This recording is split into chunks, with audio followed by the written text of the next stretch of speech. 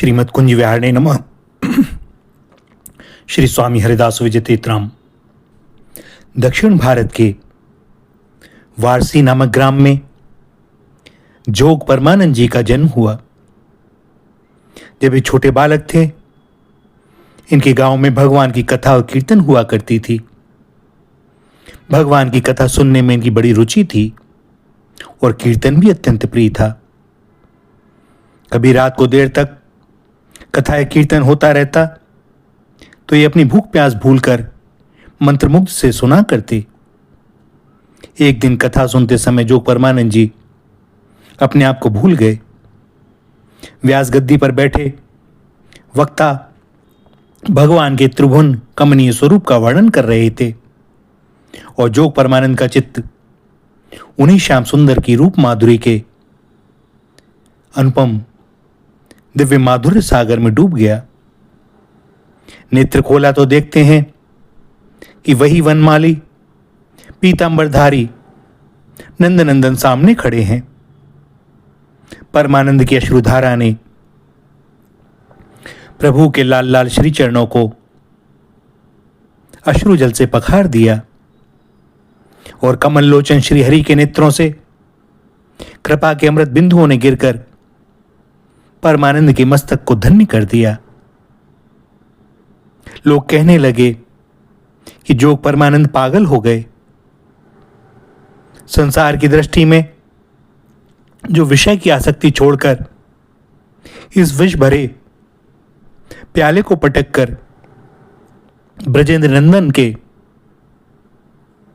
अनुराग में अनुरक्त होता है और उस अमृत सुधामय से भरे प्याले को होठों से लगाता है, उसे यहां की मृग मरीचिका में दौड़ते तड़पते जलते हुए प्राणी पागल ही तो कहते हैं। पर जो उस दिव्य सुधारस का स्वाद पा चुका हो, वह इस गड्ढे जैसे संसार के सड़े हुए कीचड़ की ओर कैसे देख सकता है। परमानंद को अब वास्तव में परमानंद मिल गया।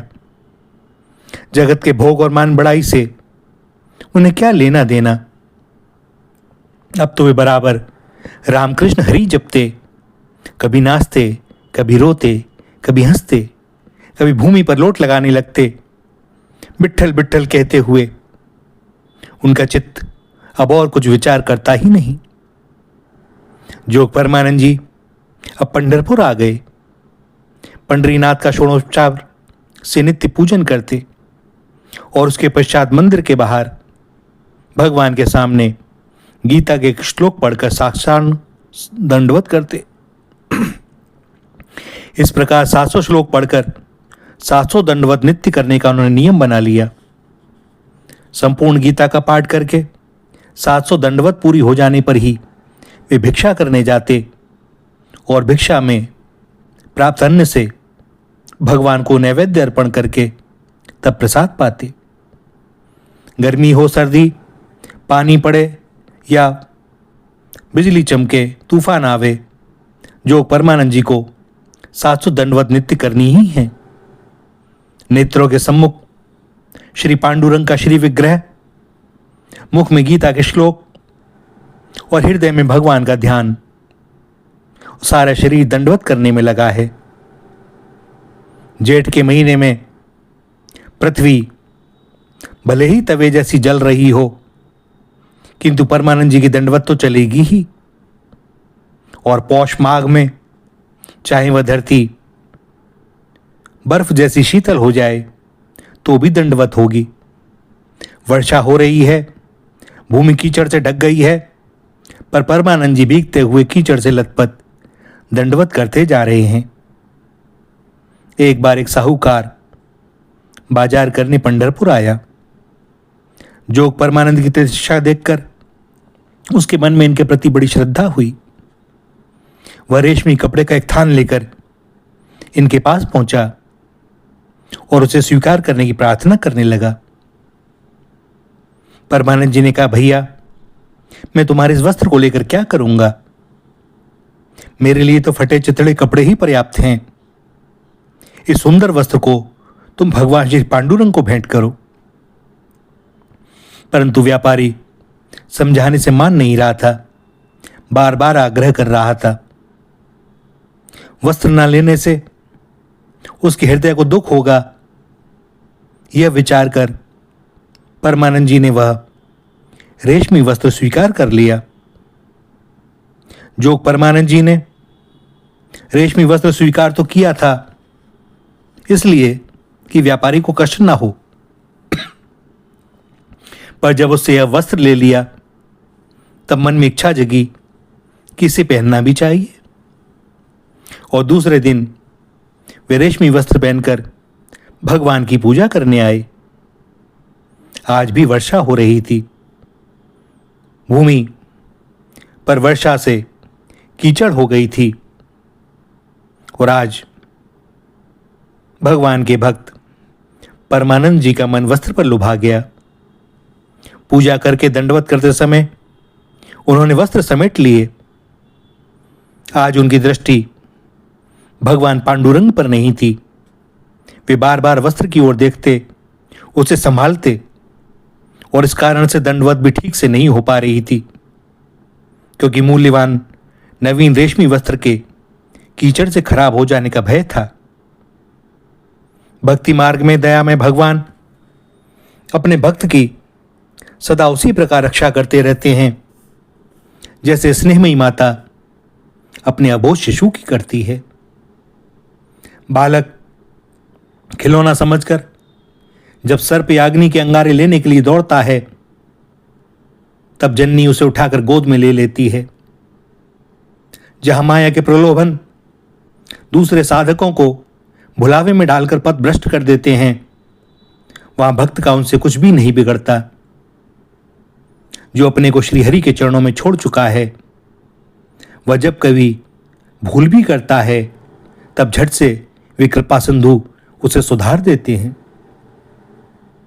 वह जब कभी मोह में पड़ता है तब वे स्वयं अपने हाथों से पकड़कर उसे वहां से निकाल लाते हैं। आज जोग परमानंद रेशमी वस्त्रों के मोह में पड़ गए। अचानक हृदय में किसी ने पूछा, परमानंद तू वस्त्रों को देखने लगा, आज मुझे नहीं देख रहा? परमानंद ने दृष्टि उठाई तो जैसे सम्मुख भगवान श्री पांडुरंग कुछ मुस्कुराते हुए, उलाहना देते हुए खड़े दिखाई दिए। झट से उस रेशमी वस्त्र को टुकड़े टुकड़े फाड़कर उन्होंने फेंक दिया। हे नाथ, मुझसे बड़ा पाप हुआ, मैं बड़ा अधम हूं। जोग परमानंद को बड़ा दुख हुआ और अपने इस अपराध का प्रायश्चित करने का विचार करके वे नगर से बाहर चले गए। 2 बैलों को जुए में बांधा और अपने को रस्सी के सहारे जुए से बांध दिया और फिर जोर से चिल्लाकर बैलों को भगा दिया। जोग परमानंद का शरीर पृथ्वी में घिसटता जाता था, कंकड़ों से छिल रहा था, कांटे चुभ रहे थे और उनके देह में टूट रहे थे, जिसके कारण रक्त की धारा बह रही थी। किंतु परमानंद उच्च स्वर से प्रसन्न मन से राम कृष्ण गोविंद की टेर लगा रहे थे। जैसे जैसे शरीर छिलता घसीटता उनकी प्रसन्नता बढ़ती जाती, उनका स्वर ऊंचा होता जाता और वैसे वैसे ही बैल और जोर से भड़ककर जोर से भागने लगते। भक्त वत्सल प्रभु से अपने प्यारे भक्त का यह कष्ट देखा नहीं गया। एक ग्वाले के रूप में प्रकट हो गए, बैलों को रोका, जोग परमानंद को भी रोका और उनकी रस्सी को खोल दिया और बोले, तुमने अपने शरीर को इतना कष्ट क्यों दिया?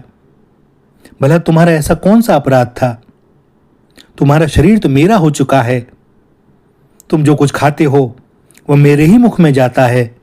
तुम चलते हो तो मेरी उससे प्रदक्षिणा होती है। तुम जो भी बातें करते हो वही मेरी स्तुति है।